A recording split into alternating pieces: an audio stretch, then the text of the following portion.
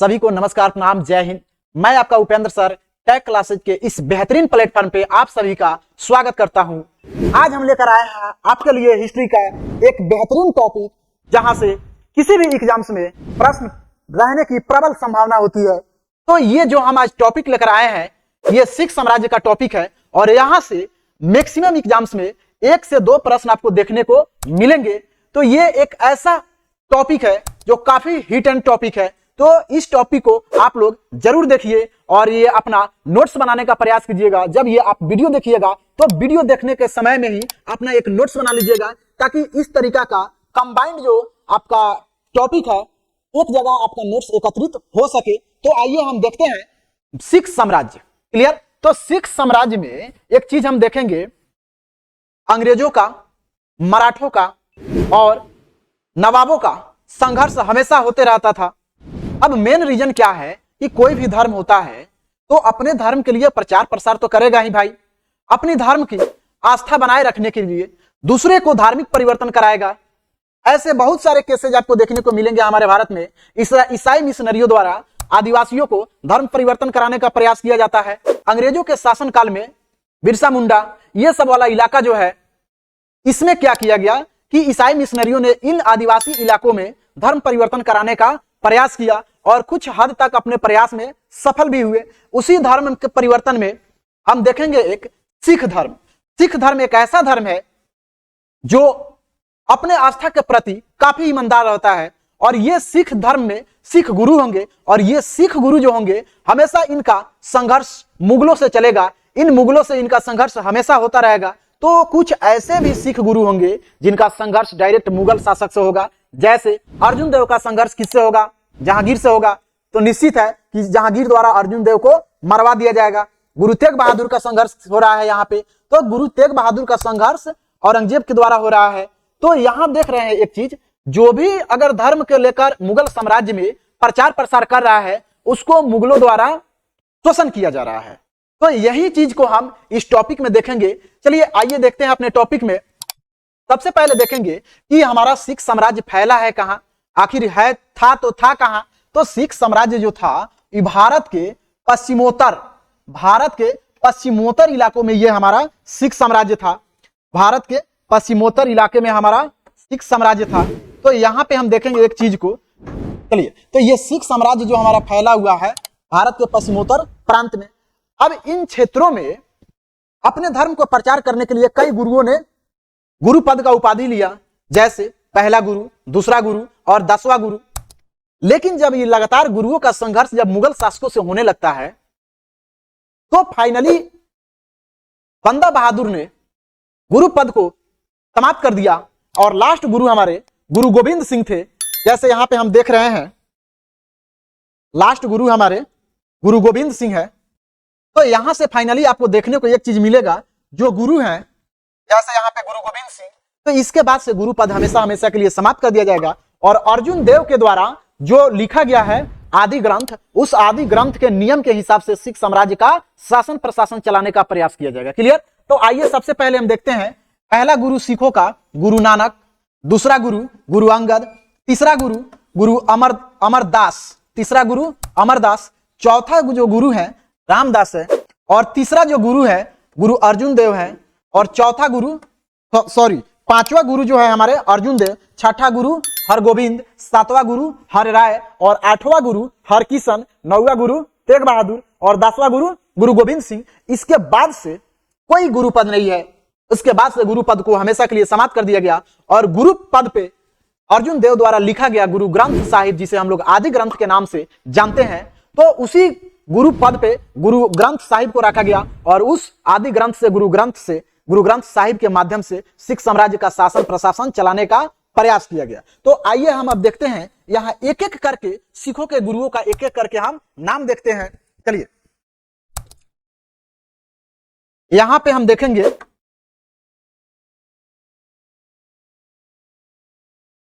यहां पे कैसे, देखिए पहला जो गुरु है हमारे, पहला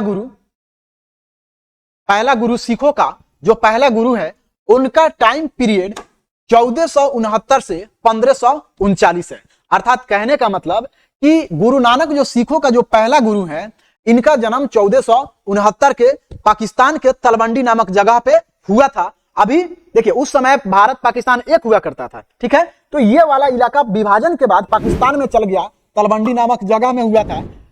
इनका जो मृत्यु है 1539 में करतारपुर में हुआ था, क्लियर। तो ये इनका मृत्यु करतारपुर में हुआ। तो इनके मृत्यु वाले स्थान को पर्यटन के रूप में विकसित किया गया है, ताकि सिख धर्म के जितने भी गुरु हैं उनके पर्यटन को बढ़ावा मिल सके, क्लियर। तो देश विदेश दुनिया से जहां भी सिख संप्रदाय के लोग हैं वो सभी कहां आते हैं, करतारपुर में आते हैं, इनके जहां पे समाधि है, क्लियर। तो इनका मृत्यु जो है 1539 में हुआ। अब आप यहाँ पे क्वेश्चन बताइए कि गुरु नानक का जन्म 1469 में हुआ और उनका मृत्यु 1539 में हुआ, तो याद कीजिए उस समय भारत में मुगल शासक कौन था, 1469 में, क्लियर। तो यहाँ पे हम देखेंगे इनके समकालीन जो शासक थे, इनके समकालीन शासक 1526 में पानीपत का युद्ध हुआ है। 1526 में पानीपत का युद्ध इस समय किसके बीच हुआ, बाबर और इब्राहिम लोदी के बीच।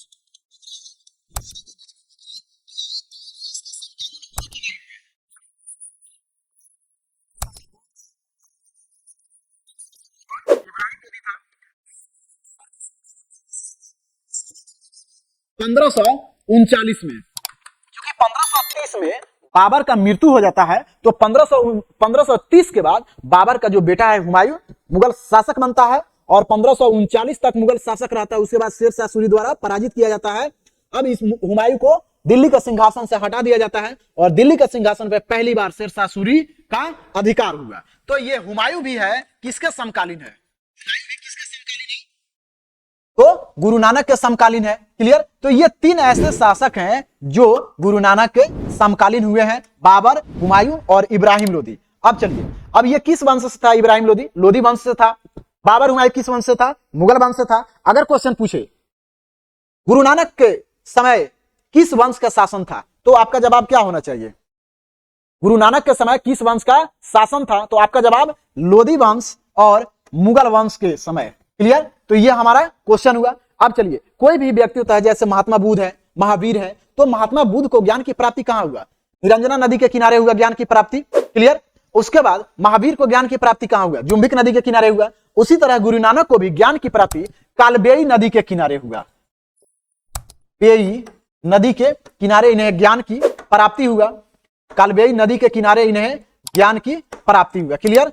तो यहां पे एक चीज हम देखें, उसके बाद कालबेई नदी किसकी सहायक नदी है, तो कालबेई नदी व्यास की सहायक नदी है, क्लियर। यहां से क्वेश्चन पूछ सकता है। उसके बाद देखेंगे इन्होंने निर्गुण विचार अर्थात निराकार ईश्वर, आप जाइएगा गुरुद्वारा में तो आपको कोई मंदिर नहीं मिलेगा, मूर्ति का कोई आकार नहीं होगा। इनके कहने का मतलब है भगवान का कोई आकार नहीं होता है, गॉड का कोई आकार नहीं होता है, यानी ईश्वर का निराकार, ईश्वर निराकार होते हैं जिनका कोई आकार ही नहीं है। तो इसी से संबंधित निर्गुण विचारधारा की इन्होंने संकल्पना दिया। अब निराकार ईश्वर की बात आती है तो सिख धर्म में इनके कहने का एक ही मतलब है कि ईश्वर का कोई रूप नहीं होता है।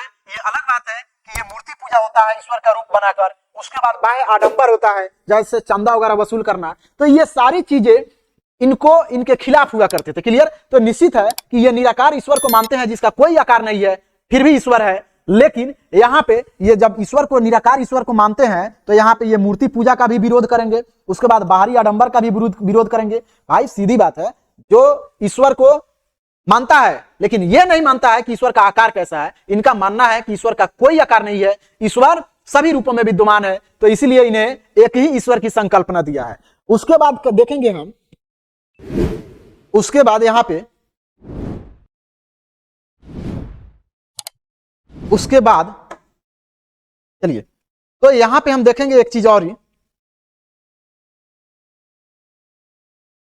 यहां पे देखिए इनके धार्मिक यात्राओं को उदासिया कहा गया है, इनके धार्मिक यात्राओं को उदासिया कहा गया है, इनके धार्मिक यात्राओं को उदासिया कहा गया है, क्लियर। यानी ये जहां भी यात्रा करते थे उनके यात्राओं को क्या कहा जाता था, उदासिया कहा जाता था। लेकिन कोई भी साधु संत होते हैं उनका कोई ना कोई प्रिय शिष्य होता है, तो इनके प्रिय शिष्यों में लाहना सिंह थे, मर्दाना थे।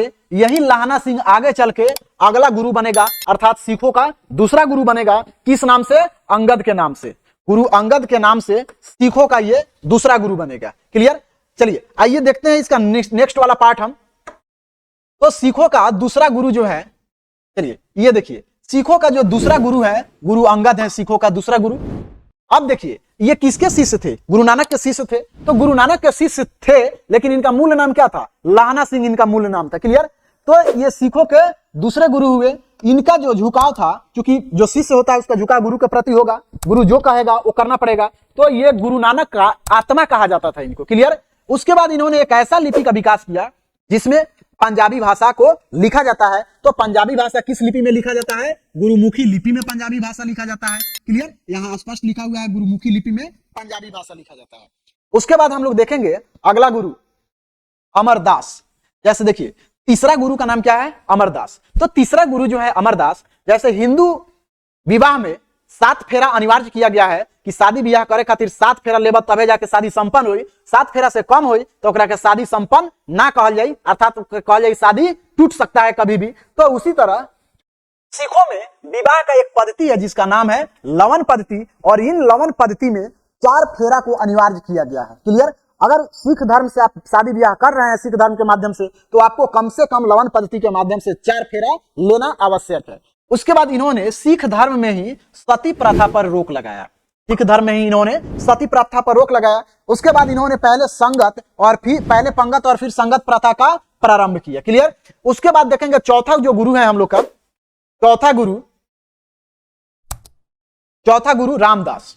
तो सिखों का चौथा गुरु रामदास, देखिए ये अकबर के समकालीन थे। गुरु रामदास अकबर के समकालीन थे और अकबर ने इन्हें 500 बीघा जमीन दान दिया था और उसी 500 बीघा जमीन पर ये अमृतसर शहर बसाए थे। उसी जमीन पे ये अमृतसर शहर बसाए थे। अब क्वेश्चन है कि अमृतसर शहर को किसने बसाया? तो गुरु रामदास ने। जमीन कहां से आया? तो अकबर ने 500 बीघा जमीन दान में दिया। अब यहां से एक चीज देखेंगे कि पहले तो शिष्य ही बनते आ रहे थे गुरु, लेकिन यहां से गुरु पद अब वंशानुगत हो जाएगा, अर्थात गुरु का बेटा ही गुरु बनेगा अगला। तो देखिए यहां पे गुरु रामदास के समय से गुरु पद वंशानुगत हो गया। क्लियर? तो यहां से चौथे गुरु से गुरु पद हमारा वंशानुगत हो रहा है। चलिए अब देखेंगे हम सिखों का पांचवा गुरु। तो जो सिखों के पांचवा गुरु है, सिखों का पांचवा गुरु अर्जुन देव। ये काफी इंपॉर्टेंट रखिएगा क्योंकि यहां से ये क्वेश्चन पूछने की चांस होती है, क्योंकि इनका संघर्ष सीधे जहांगीर से होगा, मुगल शासक। कारण ये था कि मुगल शासक जहांगीर का एक बेटा था जिसका नाम था शाह खुसरो, शाहजादा खुसरो। और ये जो बेटा था इसको किसी ने उकसा दिया कि भाई तुम भी बादशाह बन सकते हो। अब बादशाह बनने के चक्कर में सिख गुरु अर्जुन देव के पास गया माथा टेकने कि हमें हुजूर हमें आशीर्वाद दीजिए ताकि हम मुगल साम्राज्य का बादशाह बन सके। अब जहांगीर को इस बात का भनक लग गया कि हमारे शहजादे, हमारा बेटा कहां गया है अर्जुन देव से आशीर्वाद लेने, बादशाह बनने के लिए। अब क्या किया अर्जुन देव ने? क्या किया कि यहाँ पे सिखों का जो पांचवे गुरु थे, कौन? सिखों के पांचवे गुरु अर्जुन देव को हत्या करवा दिया। जहांगीर ने इनका हत्या करवा दिया। अब इनका काम खत्म हो गया। तो इन्होंने मनसद प्रथा प्रारंभ किया था। मनसद प्रथा का मतलब होता है आप जितना कमाते हैं ओकरा 10% आपको हिस्सा देना है। जैसे मान लीजिए आपका इनकम 100 रुपया है तो 100 का 1/10 कितना हुआ? 10 दां के 100 अर्थात 10 रुपया। अगर आप 100 रुपया कमा रहे हैं तो आपको 10 रुपया दान में देना है। इसी प्रथा को सिख धर्म में मनसद प्रथा के नाम से जाना गया। और ये मनसद प्रथा किसने शुरू किया? अर्जुन देव ने शुरू किया था। उसके बाद इन्होंने आदि ग्रंथ का एक रचना किया। आदि ग्रंथ को हम लोग गुरु ग्रंथ साहिब के नाम से भी जानते हैं। क्लियर? अब देखिए इन्होंने अमृतसर स्वर्ण मंदिर का निर्माण कराया। अमृतसर में स्वर्ण मंदिर का निर्माण कराया। याद कीजिए 1984 की घटना है। इसी स्वर्ण मंदिर में भिंडरवाला का हत्याकांड हुआ था। क्लियर? तो 1984 में यह कांड हुआ था स्वर्ण मंदिर में। अब भाई क्वेश्चन है कि स्वर्ण मंदिर कहां बना है? अमृतसर में है। अमृतसर शहर को किसने बसाया? तो अमृतसर शहर को रामदास ने बसाया। अमृतसर शहर को रामदास ने बसाया और अर्जुन देव ने वहां पे स्वर्ण मंदिर का निर्माण कराया। लेकिन आगे चल के अमृतसर शहर का किलाबंदी दूसरा कोई कराएगा, अगला गुरु। यहाँ पे देखिए उसके बाद देखेंगे ये जो स्वर्ण मंदिर बना ओकर नेव किसने रखा? तो उसका नेव मियां मीर ने उसका नेव रखा था। उसके बाद देखेंगे मुगल बादशाह जहांगीर ने शाहजादा खुसरो को विद्रोही बनाने के आरोप में अर्जुन देव को मृत्यु दंड दिया। क्लियर? तो यही क्वेश्चन आपका बार बार पूछेगा कि अर्जुन देव का हत्या किसने करवाया? तो जहांगीर ने कराया। किस मुगल शासक का हत्या जहांगीर ने कराया? तो किस गुरु का शासक ये जहांगीर ने कराया? तो आपका आंसर क्या होगा? अर्जुन देव का। उसके बाद सिखों का जो छठा गुरु है सिखों का छठा गुरु, यहां पे देखेंगे सिखों का छठा गुरु हरगोविंद, ठीक है, सिखों का छठा गुरु हरगोविंद होगा। तो यहां देखिए, चलिए, गुरु गोविंद को सिखों को हरगोविंद ने सिखों को लड़ाकू जाति के रूप में बदला। अभी तक सिख जो थे विनती करके हाथ पांव जोड़कर अपना शासन प्रशासन चलाते थे, लेकिन यहां से जरूरत हुआ कि नहीं, सिखों की एक सेना भी होनी चाहिए, तो इन्होंने सिखों को एक लड़ाकू जाति के रूप में बदला।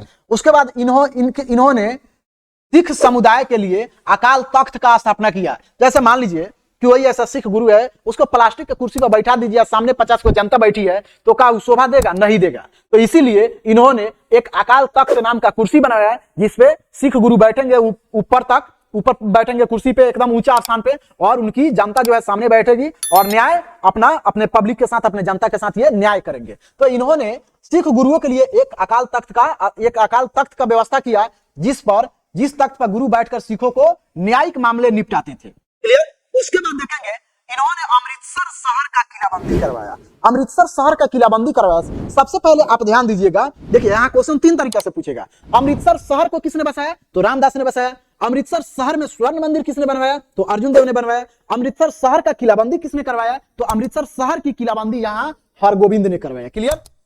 उसके बाद देखेंगे जहांगीर ने गुरु हरगोविंद को 3 साल कैद में रखा।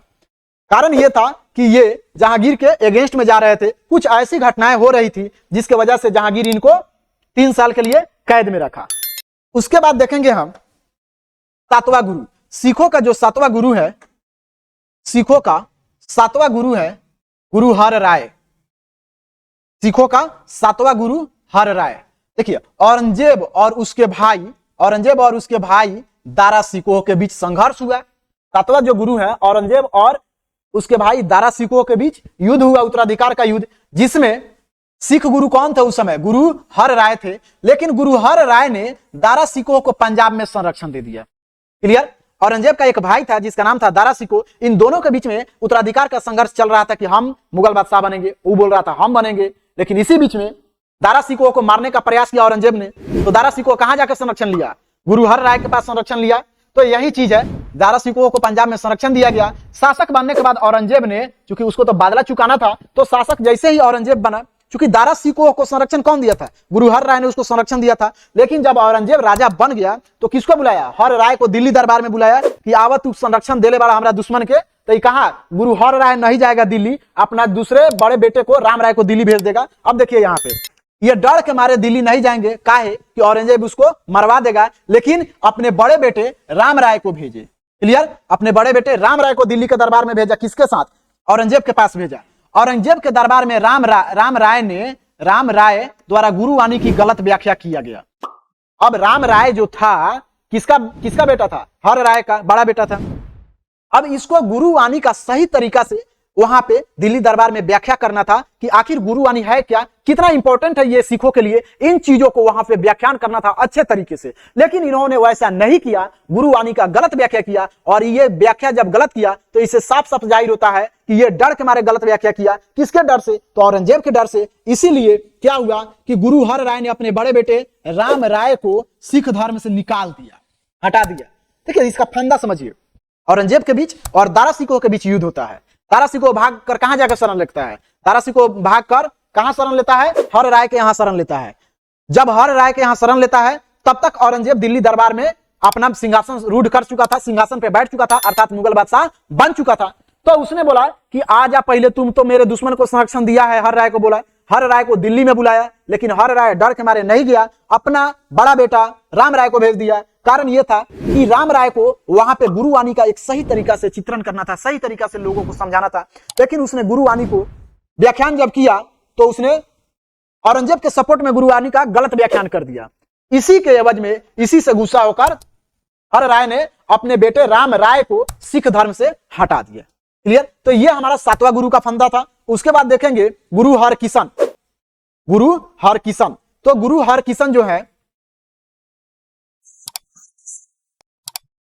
चलिए, तो गुरु हरकिशन जो है, यहां पे हम देखेंगे गुरु हरकिशन काफी कम उम्र में ये मुगल के विरुद्ध में गुरु पद पे बैठे। तो ये 6 महीने की अवस्था में, शैशव अवस्था आप बोल सकते हैं, तो ये 6 वर्ष की अवस्था में सॉरी 6 महीने की अवस्था में गुरु पद पे बैठे थे। और अब बचा है तो भाई चेचक का तो महामारी फैलवे करता है हमारे इंडिया में, कोई नई बात नहीं है। तो चेचक फैलने का जिसका हम लोग गांव के भाषा में माई कहते हैं, और इसका असर 14 से 16 दिन तक ले रहता है चेचक का। इस चेचक के टीके का खोज किसने किया? एडवर्ड जेनर ने किया। तो यहाँ पे सबसे कम उम्र में सिखों के गुरु बने 6 महीने की शैशव अवस्था में, लेकिन चेचक हो जाने के कारण 3 वर्ष में इनका मृत्यु हो गया। अब हमने क्वेश्चन किया था कि चौथा गुरु रामदास के समय से गुरु पद वंशानुगत हो गया। तो यहाँ पे बताइए कि भाई ये 3 वर्ष की अवस्था में मर गए तो इनके बाल बच्चे कहाँ होंगे कि अगला गुरु बनेगा? लेकिन उन्हीं के खानदान में पटदार में अगला व्यक्ति बनता है जिसका नाम है गुरु तेग बहादुर। तो ये 9वां गुरु जो है हमारे गुरु तेग बहादुर है। इस्लाम धर्म स्वीकार नहीं करने के कारण औरंगजेब ने इनको गर्दन कटवा दिया इनका। तो कारण क्या था? औरंगजेब इनसे बोला कि आप सिख साम्राज्य का या सिख धर्म का प्रचार प्रसार मत कीजिए। तो इस औरंगजेब इनसे बोला कि बोलो इस्लाम कबूल है? तो इसने बोला नहीं, इस्लाम कबूल नहीं है।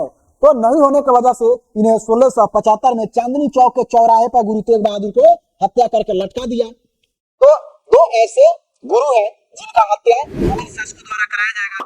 पहला गुरु अर्जुन देव जिनकी हत्या जहांगीर से, और 9वां गुरु तेग बहादुर की हत्या औरंगजेब ने कराया। अगला गुरु देखेंगे हम 10 नंबर, जहां अगला गुरु 10 नंबर जहां गुरु गोविंद सिंह के बारे में हम लोग पढ़ेंगे।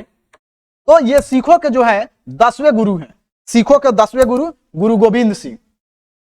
चलिए अब एक चीज हम यहाँ पे ध्यान देंगे, सिखों के जो 10वें गुरु हैं गुरु गोविंद सिंह।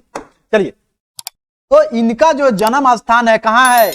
इनका जन्म स्थान हमारे बिहार के पटना में है। अब पटना इनका जन्म स्थल कैसे बना? तो जो सिख गुरु हुआ करते थे वे भारत भ्रमण पे निकलते थे, विभिन्न जगहों पे भारत भ्रमण किया करते थे और विभिन्न जगहों पे अपना आश्रय निवास करते थे। उसी पीरियड में गुरु गोविंद सिंह का जन्म पटना में हुआ। उसके बाद जन्म होता है गुरु गोविंद सिंह का। उसके बाद इनके जो पिता थे गुरु तेग बहादुर, फिर वहां से पटना से निकलते हैं और फिर अपना भ्रमण चालू कर देते हैं। तो इनका जन्म जो हुआ था गुरु गोविंद सिंह का वो आगे हम लोग देखेंगे, लेकिन जो गुरु पद है उनके बारे में थोड़ा हम लोग आगे देखते चलेंगे। तो इनके 4 पुत्र थे, एक का नाम था अजीत सिंह, दूसरा का नाम था जुझार सिंह, तीसरा का नाम था जोरावर सिंह और चौथा का नाम था फतेह सिंह। क्लियर?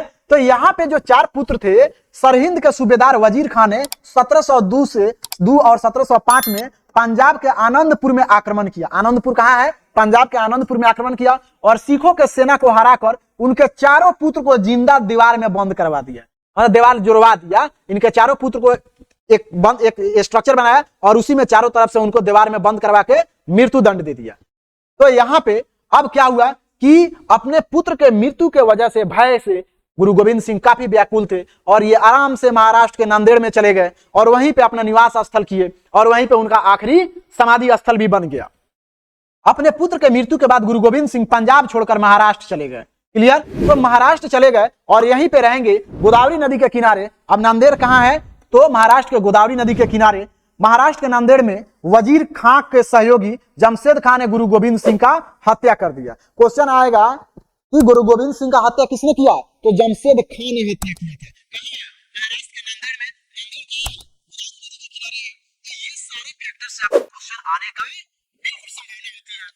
गुरु गोविंद सिंह मरने से पूर्व अपना राजनीतिक उत्तराधिकारी बंदा बहादुर को घोषित कर दिए थे और धार्मिक जो उत्तराधिकारी है, धार्मिक उत्तराधिकारी गुरु ग्रंथ साहिब, यही गुरु ग्रंथ साहिब से सिख धर्म का शासन प्रशासन चलेगा और राजनीतिक उत्तराधिकारी बंदा बहादुर को। अब इसके बाद से गुरु पद आपको नहीं मिलेगा, गुरु पद हमेशा हमेशा के लिए खत्म हो गया। गुरु पद पे गुरु ग्रंथ साहिब को रखा जाएगा और उसका उत्तराधिकारी, ये राजनीतिक उत्तराधिकारी है बंदा बहादुर, उसके माध्यम से बंदा बहादुर शासन करेगा और गुरु पद समाप्त कर दिया गया। बंदा बहादुर जो था इसका जन्म देखिए, अब बंदा बहादुर के बारे में हम लोग देखेंगे। तो बंदा बहादुर जो था इसका जन्म, बंदा बहादुर का जो जन्म हुआ था, इसका जन्म बंदा बहादुर का कश्मीर में हुआ था। बंदा बहादुर का जन्म कहां हुआ था? कश्मीर में हुआ था। और गोविंद सिंह से, गुरु गोविंद सिंह से इसका मुलाकात महाराष्ट्र में हुआ, जब गुरु गोविंद सिंह अपने पुत्रों के मृत्यु के भय की वजह से महाराष्ट्र के नांदेड़ में चले गए थे और वहीं महाराष्ट्र के नांदेड़ में बंदा बहादुर से उनका मुलाकात हुआ। अब लगा, गुरु गोविंद सिंह को लगा कि अब गुरु पद को कंटिन्यू करने की कोई आवश्यकता नहीं है, नुकसान ही है। तो इसने क्या किया कि गुरु ग्रंथ साहिब को धार्मिक प्रधान बना दिया और राजनीतिक प्रधान इस बंदा बहादुर को बना दिया। उसके बाद देखेंगे सरहिंद में वजीर खां की हत्या किया। किसने? बंदा बहादुर ने, और अपने उस क्षेत्र को सिख साम्राज्य में मिला लिया। अब देखिए क्वेश्चन आता है सिख साम्राज्य का पहला संस्थापक कौन है? तो सिख साम्राज्य का पहला संस्थापक हमारा बंदा बहादुर है। यह क्वेश्चन आने का चांस है, इसे भूलिएगा मत, इतना ध्यान रखकर चलिए। बंदा बहादुर प्रथम सिख साम्राज्य का संस्थापक माना गया। बंदा बहादुर जो है प्रथम सिख साम्राज्य का संस्थापक माना गया। इसने गुरु नानक और गुरु गोविंद सिंह के नाम का सिक्का चलाया। गुरु नानक और गुरु गोविंद सिंह के नाम का सिक्का किसने चलाया? तो बंदा बहादुर ने चलाया। इतना याद रखिएगा, यहां से आपका प्रश्न फंस सकता है। गुरु नानक यानी पहला गुरु का, यानी सिखों का पहला गुरु और सिखों का अंतिम गुरु, दोनों के नाम से सिक्का चलाया गया। मुगल बादशाह फारुखसियर ने 1716 में इसका हत्या करवा दिया। अब वही फंदा है भाई, सिख धर्म है तो ये कहेगा इस्लाम कबूल करो, वो बोलेगा नहीं करेंगे, निश्चित है कि यहाँ पे मारपीट होगा और हत्या हो जाएगा।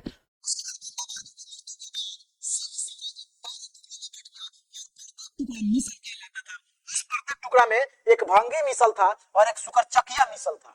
यही दो मिसल हेड था, जिसका सुकरचकिया मिसल आगे चल के रंजीत सिंह से संबंध होगा। महाराजा रंजीत सिंह का संबंध सुकरचकिया मिसल से ही होगा। अगला देख रहे हैं हम, अगला पेज देखते हैं अपना। चलिए यहीं तक हमारा पेज था। तो ये हमारा सिखों का 10 गुरुओं का कंटिन्यूअस सीरीज था। फिर हम मिलते हैं आपसे नेक्स्ट वीडियो में। जय हिंद।